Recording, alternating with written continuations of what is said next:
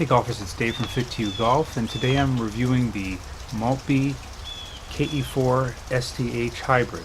I'll be reviewing both the 3 and the 4 hybrid in this video. Before I get to the specifications and looks, I just wanted to talk about how I chose these clubs. I had this gap at the top of my bag. I was carrying a 5-iron and then a 22-degree 4 hybrid that I was carrying about 178, a 5-wood that I carried about 197, and a 3-wood at 205. So I had kind of this big gap in the middle and too close at the end between the two fairway woods. So I wanted to find either a fairway wood and a hybrid of different lofts than what I was carrying now to replace those clubs, or 2 hybrids. I was at the Golf Works for some additional club fitting training, and I took the opportunity to try every hybrid and many of the fairway woods that they had there during the breaks from class. I liked them all, but I was drawn more towards the hybrids that have the kind of fairway wood style head. So it was down to the STIH and the KE4 STH, which ultimately I went with. And I chose it because I like the shape of the head, the shallow face, and that it has a weight port for swing weighting. Now, in terms of the description of the clubs, the 3 hybrid, which actually they had there in the pro shop, and because it has last year's shaft, or should I say last year's graphics, it was marked down. It was a great price. The 3 hybrid is 20 degrees. The length is 40.5 inches. It has a stiff flex Maltby MPF series hybrid shaft. I think that's 85 grams, and it's swing weighted at D3. For the 4 hybrid, I was a little worried that at 24 degrees, that's kind of a weak loft for a 4 hybrid, that I wouldn't get the distance I needed. So I tweaked it a bit. I made it a little bit longer. The length is 39.75 inches. I soft stepped it, only tip trimmed it a 1/2 inch to give me a little bit more flex and hopefully some launch. And then I removed 2 grams of weight to get the swing weight back down to D3. It has the same Maltby shaft, but again, soft stepped a bit to make it a little more flexible. In terms of the looks and design, this is as I said, a fairway wood, kind of compact fairway wood style head. I don't tend to hit the kind of more rectangular faces very well. I prefer this. It has a shallow face that's intended to get the ball launched high. It has a nice flat black matte finish on the front, which I know holds up well because I have the same finish on my 3-wood. And as I mentioned earlier, it does have a weight port, so it makes swing weighting really easy.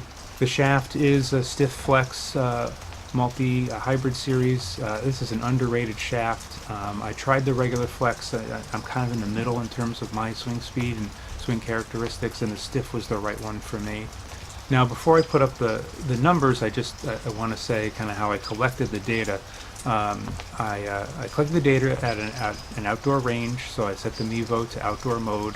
I took 5 shots with each club with the stickers on the ball to get accurate spin rate measurements, and then I deleted the worst shot of each. So you're going to see 4 shots and then the averages for those.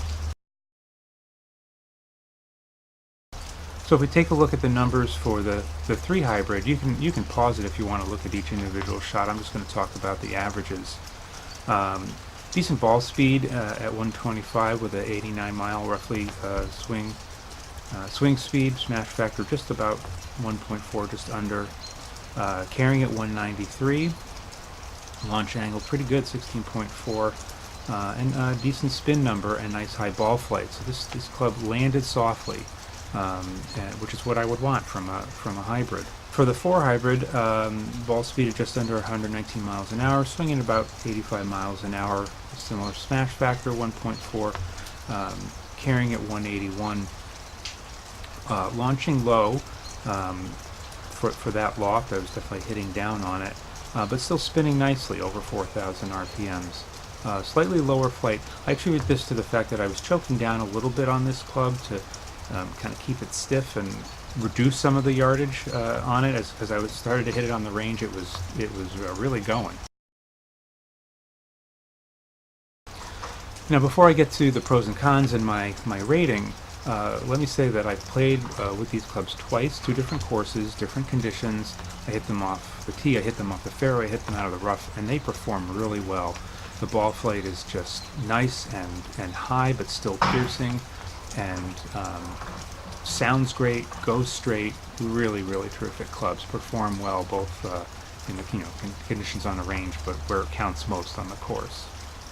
So for the pros, a lot of pros here. I'm going to start with the performance. As I said, the ball flight is great, the carry is great. It goes straight for me. I was able to work it a little bit. My typical shot's a fade, but I've been working on hitting a draw, and I was able to hit a little draw with this club.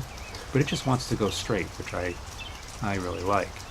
The price is another pro here. You can buy with the current graphics on the shaft in a club pack for, I think, $65, which you just can't beat. It's much cheaper than the big brands for a great performing club. And I'm going to say that the looks and the design are also a terrific positive here. I like the shape of the club head. It's compact. I like that it has a shallow face. It launches the ball high, and the finish is really nice. No glare when you're looking down on it with that matte finish. Now, in terms of the cons, well, there aren't any cons. I have no problem giving this club on a scale of eagle to bogey an eagle. This is just a terrific hybrid. It really suits my swing anyway, and does exactly what I wanted in terms of filling that gap more evenly. So basically what I've done is I removed my 5-wood in the old 4 hybrid, and now I'm carrying this new 3 and 4 hybrid. So post your comments below. Let me know what you think of these clubs. Let me know what you think of the review. Please subscribe to the channel. It's finally nice enough to play golf, although not today. So get out there and play, and stay positive.